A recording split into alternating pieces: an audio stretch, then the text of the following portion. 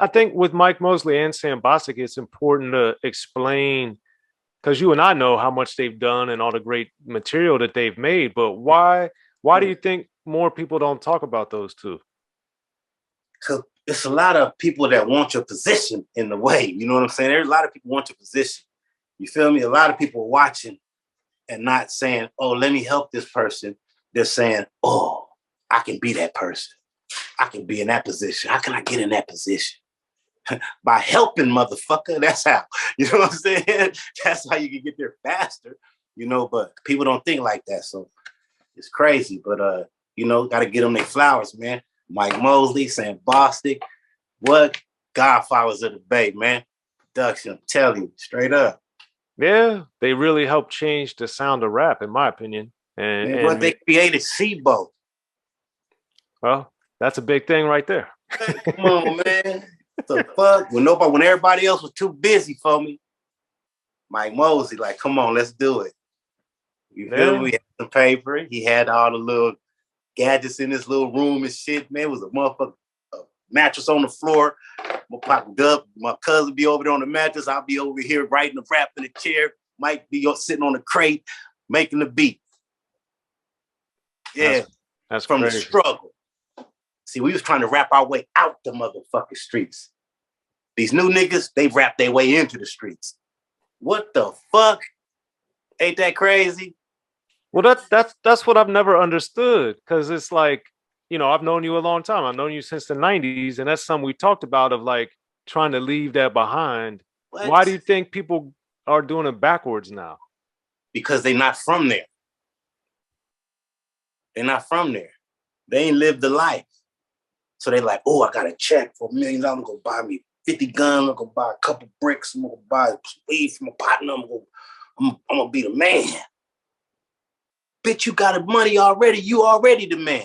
You know what I'm saying? Go buy that nigga a hot dog stand. Nigga, go buy this nigga a food cart or something. You know what I'm saying? Why you digging holes? What the fuck is wrong with them? I don't know. You know what I'm saying? They got weirdos around. See, it's a lot of leeches in the game. Like I said, they won't teach you. They won't teach you, but they're gonna pull the fruits off your tree though. You know what I'm saying? That's the motherfuckers ain't got no talent, but they always around. Yeah, it's just always shocking to me when I see that type of thing happening, because obviously I didn't grow up in it, but I've been around enough of it later in life to see like, why would somebody volunteer to go put themselves in the mix like that? It just they've been fantasizing it since a kid. You know what I'm saying? Really being from somewhere, really being accepted by some real motherfuckers. You know what I'm saying? But they don't understand what you got to do to be accepted. Man, you can't be around no shooters. You ain't get accepted by no shooters just because you got some new shoes on, fool. They like, oh yeah, I fuck with him. I know what he gonna do. I'll ride with him. I ain't fucking with you though. You know what I'm saying? You know, I don't know what the fuck you would do. So yeah, you know what I mean? They throwing that money around to fill that position. Yeah, that too. Now the shooters is fucking with the weirdos. You feel me? Because the weirdos throwing the money around. So now the weirdos got shooters around them, like the old boy over there. You know what I'm saying? Like the New York kid. You feel me? So, you know, that shit is just crazy. They fucking the game up. Yeah, but that ties in directly to Survival in the Garden, because that had the message beat, and then you were sampling the message, and you were explaining a lot of that stuff in that song. So yeah, it just always reminded me of that. Now, as you moved on to Autopsy, why did you guys decide to do an EP at that time? I think I was into some law trouble then. Trouble with the law, you know what I'm saying? I had got into some shit or shooting or something, and I was on the run, so I wasn't really in the area recording. So what we had, we just, you know what I mean? We just made it happen with what we had. We said, well, let's do an EP. They doing EPs out there. You know, we never done an EP. What is that? You know, 6 songs? Oh shit, let's do that. Bam. Yeah. We were supposed to come back with the album, but you know, Tales from the Crypt came. Yeah. Well, also with Autopsy, you got the Murder Man, and this is something we were just talking about because you gave us the game of crack to get in the game of rap, or you gave up the game of crack to get in the game of rap, and All it's right. like that's the thing I've always loved about your music and about gangster rap in general is that the great artists like you, in my opinion, always put those things in there so it's not just people saying, "Oh, it's mindless stuff." Like, nah, Oh there's yeah, yeah. Yeah, we gotta, man. We're from the curve. We trying to get the fuck off the curve. We really from the curve. We had shit. You know what I'm saying? So when you come from that, you always trying to get what's the best thing? What's the best thing? I don't want to be like that. I don't want to do this. I don't want to do that. Getting older or whatever the case may be. You know what I'm saying? Anybody that don't want to do that, man, I don't understand. Brain dead. right. Brain dead. So that's always been the case. Throw something in there. You know what I mean? Let them see that. Yeah, we're trying to get out the crack game, trying to get into the rap game. You know what I'm saying? You know what I'm saying? Let the crack game for the rap game, boy. You got Absolutely. stones, you know what I'm saying, running from them boys. You know what I'm saying? I left that shit. I made a record. You Yeah. feel? And also on the Autopsy, you got the America's Nightmare. And that song, it's from like 94-ish, but how it's amazing when I think about that song, like how much has really changed in a way. It's like not much or a lot, or like what are your thoughts when you think about that song and what you were talking about in there? Man, it's worse than now. Shit, I don't know, man. It's crazy out there. America's nightmare, that's what we are. Everybody targeting us. You know what I'm saying? And that's how I felt with that song. You know? You got gangs targeting us, police targeting us, hate motherfuckers targeting us. You know what I'm saying? So I feel, I was America's nightmare with me getting locked up all the time and, violation of parole for this and they always pulling me back. You know what I'm saying? That's where that So comes from. because when we started meeting up and hanging out between the One Life to Live till my casket drop era, that was still going on with you. So how in the midst of all of this, how were you able to balance and continually put out so much music? Like, how were you able to pull that off? Well, I mean, I had a crew. And everybody in Northern California knew what we was about. So we didn't have problems like that. We was able to move around, but it's just getting back. Whenever I was free, I was working. Period. You know what I'm saying? We was working. So sort of like what Pop was doing, just living in the studio. You know what I'm saying? That's what we was doing. We was living in that motherfucker. Right. And they just kept, pulling me back. You know what I'm saying? Putting their foot on my neck. So Yeah, that they did. Now, so one of the more imaginative songs that I thought was brilliant was the ghetto fight off the Autopsy. get a flight. Yeah, with the ambulance coming to get you and like the Put Pizzo on that song. say that again. I put a little Pizzo on that song. Yes. So, Yeah, yeah, one, yeah. you didn't do too many collaborations this early in your career. So, A, why did you put them on? And then B, break down that story and the idea of how that came to you. Well, Pizzo was like a upcoming rapper that was in a city where I was staying and recording and hustling and doing little things. You know what I'm saying? So he was always around. And then once we brought him in, shit, he could rap. We was like, shit, let's put him on. You know what I mean? And that's one of the songs that he was just really liked it. You know what I mean? And it was rap. Don't forget, it was just rap back. You know what I mean? It wasn't, it was serious rap, but it was still just, rap music, man. You know what I'm saying? Let's put some gang shit on there, Pizzo. And the song really, my version, I had lost a homeboy in my video in the shootout. So, it was pretty much about that. I was upset, you know what I'm saying? Police was looking out. It was chaos, man. You know what I'm saying? And that's where that song right there came from, man. Okay. 4 deep video shoot.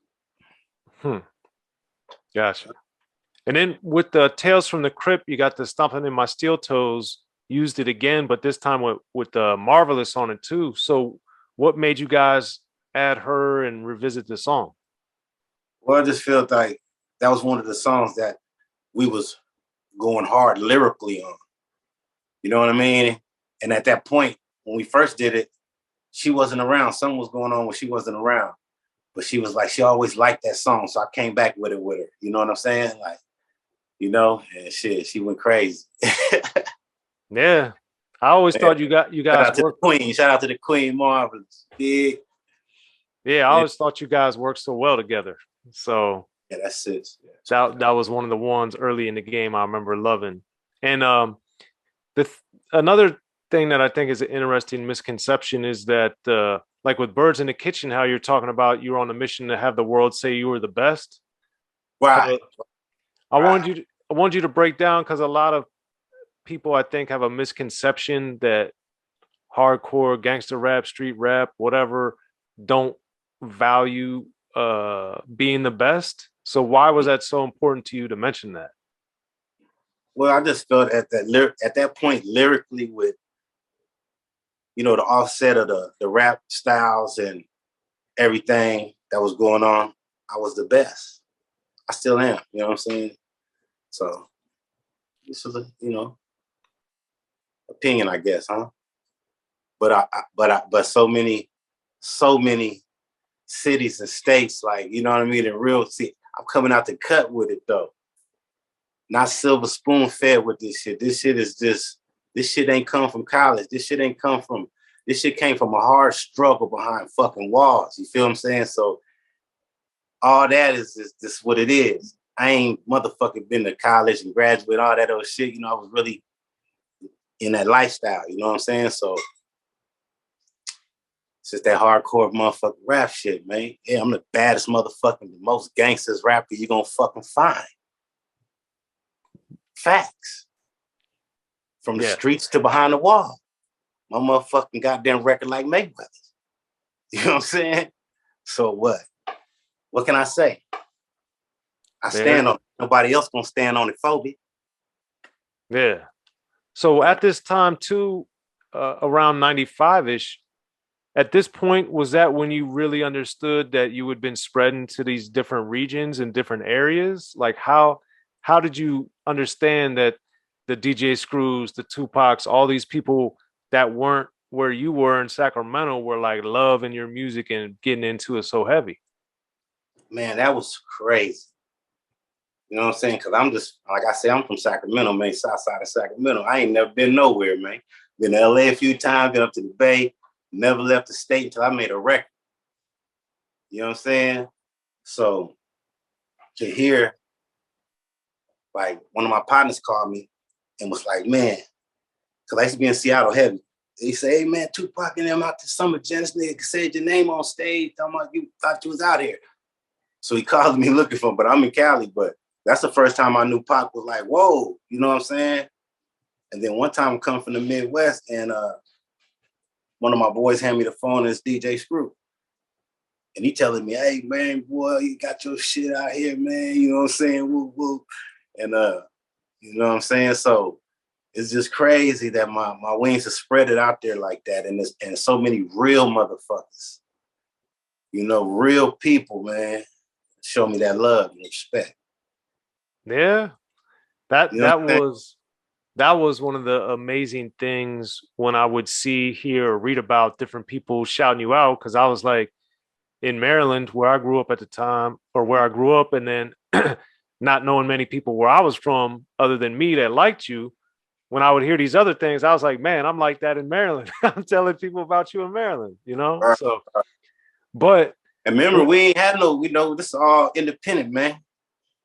We ain't yeah, had, you know, no major companies pushing us, man. We had to jump in them cars, man, and pull up to these cities and pull up to these projects, man, and pull up to, you know what I'm saying? We go to the record store and then be like, hey, where's the projects at? Where's the ghetto at? They used to be like, nah, baby, y'all don't want to go down there. We like, shit, where else we gonna go? You know what I'm saying? So that's how we really tapped in. We really went in there and mingled and gave them, we probably gave out a million CDs, man. Back in the gang tapes and CD, we gave out $1 million, and then we didn't sell nothing to nobody when we hit the road. We gave everything away. You didn't buy no t-shirt. You got that shit free. We had trucks of that shit. We was giving everything out.